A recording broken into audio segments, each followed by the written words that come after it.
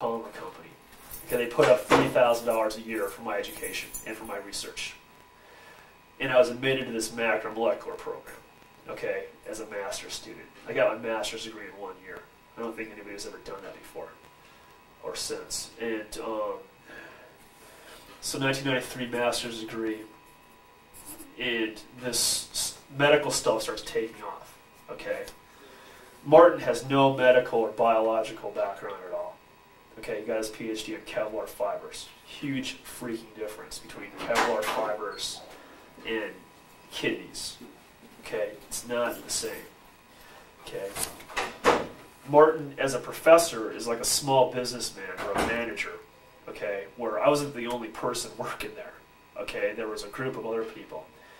I was the only one doing anything biological. Okay, everybody else was doing Kevlar fiber type stuff. Okay, basically, which is what he knows. So basically, what happened is I lost him. He couldn't keep up with it. I started running around campus setting up projects. Okay, including Humes. Okay, and O'Shea. Okay, I met Sue O'Shea. I was trying to. We had this huge project going on of electrical engineering where these guys in electrical engineering, specifically Ken Weiss and David Anderson, who are kind of big shots over there, they're making computer chips that look like little forks they stick in the brain. Okay, the problem is that you stick it in the brain wants to get rid of it like a sliver. Okay, so I was working in coatings for to help the brain accept these implants. Okay, and that project took off. We got about $750,000. Okay, in 1995 from the NIH on that one. Okay, and I'm the reason why we got the money. And this is on the kidney stuff, right? No, that's the brain stuff. Okay. Okay. Yeah, they're basically, the kidney stuff was not that big of a deal. Okay. Yeah, I was just getting started a few. So who got this grant with you, the $750,000? That was you and... It was not, Sue I was the person behind it, but my name wasn't on it officially. My name's in it, but not on it. The university won't let me be on it as a graduate student for political reasons. Okay. Okay? So you have to get Dave Martin was the quote-unquote principal investigator, but he was just a figurehead. He had no freaking idea what was going on. Okay? And Sue O'Shea was co-POI. Co-PI.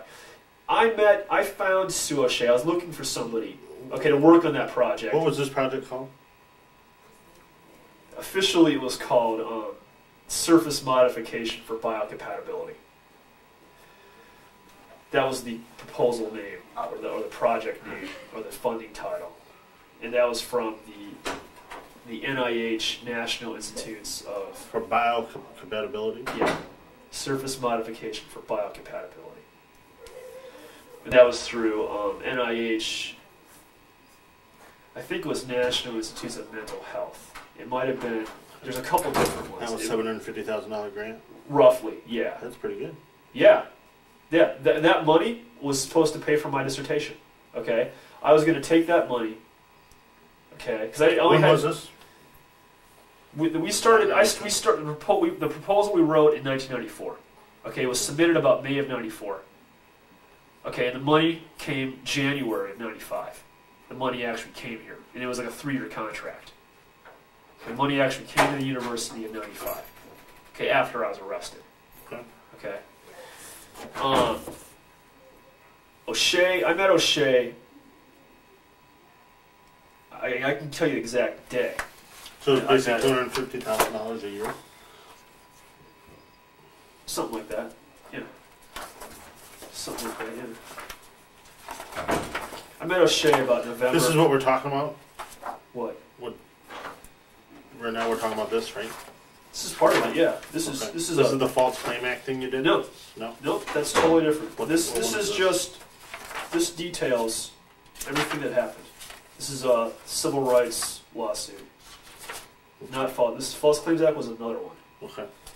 They're related though. Okay. But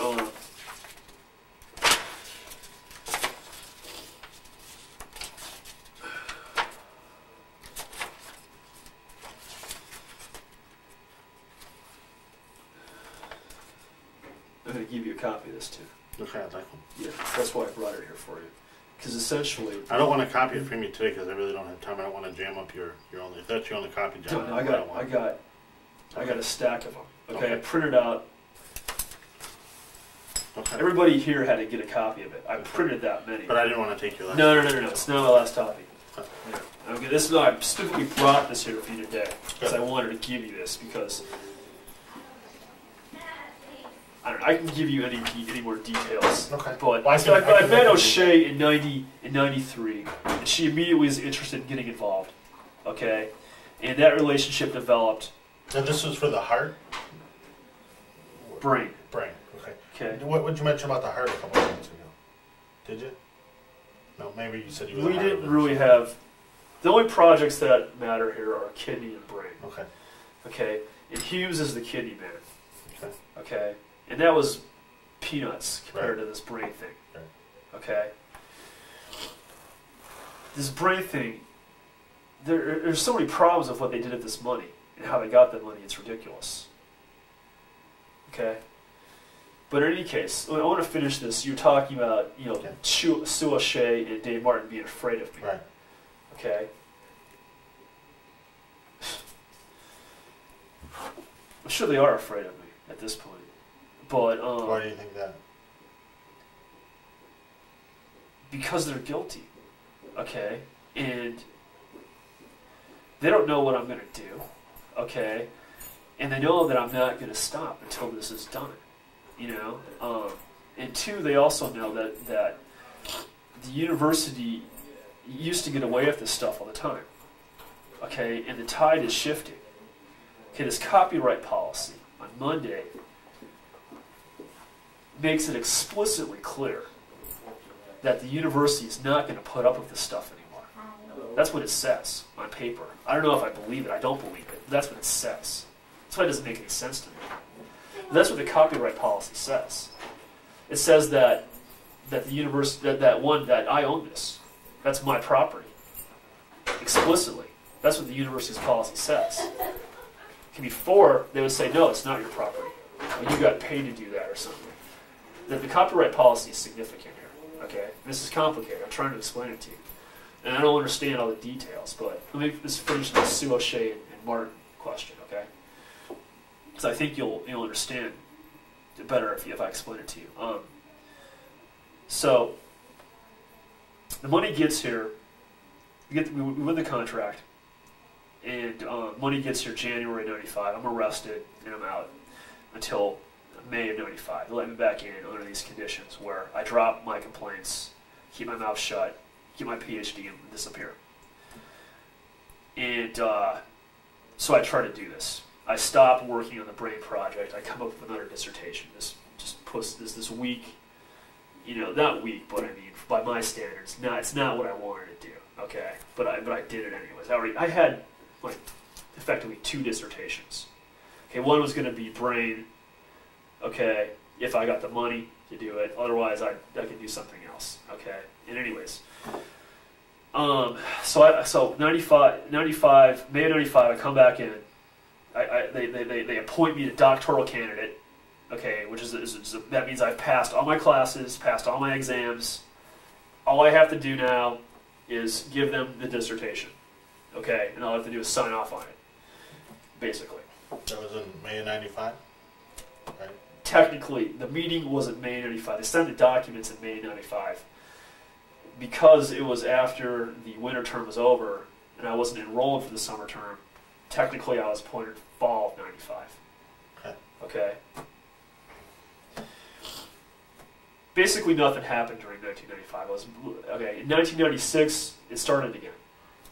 Where Dave Martin started taking credit for my work. It was time to publish something, and he put Chris Butchko's and Tao Zhang's name on a paper of my name to submit to a book called Protein-Based Materials, which was edited. Who was this again? Who did this? David Martin? Yeah, Martin took my project, okay, and wrote and tried to write a chapter about it, okay, for publication in this book called Protein-Based Materials. Okay, he wrote a chapter. His name was first. Then he put my name.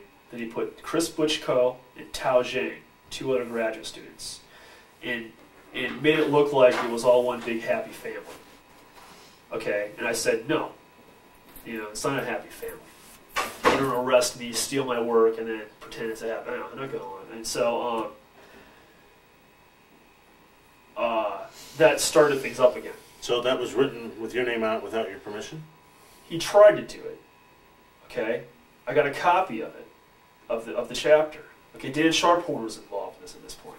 Okay, so these are starting to get heated. Things erupted in '96. Okay, and that's what initiated it. Okay, I talked to the editors and the publisher. The publisher was Birkenhauser in Boston, and they said, well, unless all authors sign a document, we're not publishing it. And of course, I refused to sign a document, so they didn't publish that chapter. But okay, what happened instead is bizarre. Okay, I wrote my own chapter. Okay, and it got published in that book by myself. I wrote my own chapter. And so what Martin did is he scratched my name off the chapter he originally submitted, and then submitted it again, and they published that. Okay, it's called plagiarism. Okay, he took my name off the chapter, scratched it out, and submitted the same chapter that he had originally written. Okay? And it had your work in it. It's not my work. This is my whole freaking project. I started that project in 1991. I started that project. Okay? I've been working on that for 4 years. These other 2 clowns, this Chris Butchko and Tao Zhang, both of who got their PhDs, didn't do anything. Okay? They just played along. You got along. Okay? They didn't have anything to lose. A lot to gain. Okay? So anyways, Martin has a nervous breakdown about February of '96. Okay, he disappears for about 2 weeks or so. And I get a letter from Professor Robertson, Richard Robertson, who was then the director, the acting director of the macro SE program, telling me that I'm going to be kicked out of the program. And that I have to vacate the Dow building. Okay? So, I move in with Sue O'Shea. Okay, and Sue O'Shea supports me. Okay? Is it Dr. Robertson? Yeah, Professor Robertson. Did he explain why you were kicked out of the program? This is a bunch of crap. There's a lie. Yeah, I got a letter. There's a letter, February '96. There's 2 letters I got in '96. One basically telling me that I'm going to be kicked out, and then one actually kicking me out. What did it explain? They said my work was unscientific. My work was unsystematic. They said my work lacked basically academic quality. A total lie. He didn't even say that. He said my dissertation committee reported that, which is a total lie as well. Yeah, they basically just yeah, I'll give you a copy of that letter. It's a joke. Okay, I've published all this stuff on my own. And I've even got, it's not easy to do that, okay? If it was crap, it wouldn't have been published, I've published more without a PhD than people getting PhDs. Doesn't make any sense. Okay, it's not supposed to work that way. But yeah, I got, yeah. Okay. It tells me I have to vacate 2125 HH Dow building, which I did. Okay? I boxed up all my crap, put it in my office. And you started working with Sue then, right? Well, I had been working with Sue, but yeah, basically I went skiing for spring break. I got back about now. Okay? Got back from Colorado about now in '96. And I basically, went down to O'Shea and said, okay, I've been kicked out of my building. You're my dissertation committee co-chair. What's she gave me, basically set me up in her laboratory. Okay, and then 2, we tried to start a company up too, called a company to get money for something called hydrocephalus, which is water on the brain. Mm-hmm. My niece has them. Yeah. Okay. Since I couldn't, do the computer chips in the brain, I had to find something else to do. Okay, and so Sue recommended that, and I took that, and then and I took that and I studied that for about a year. It's hydrocephalus.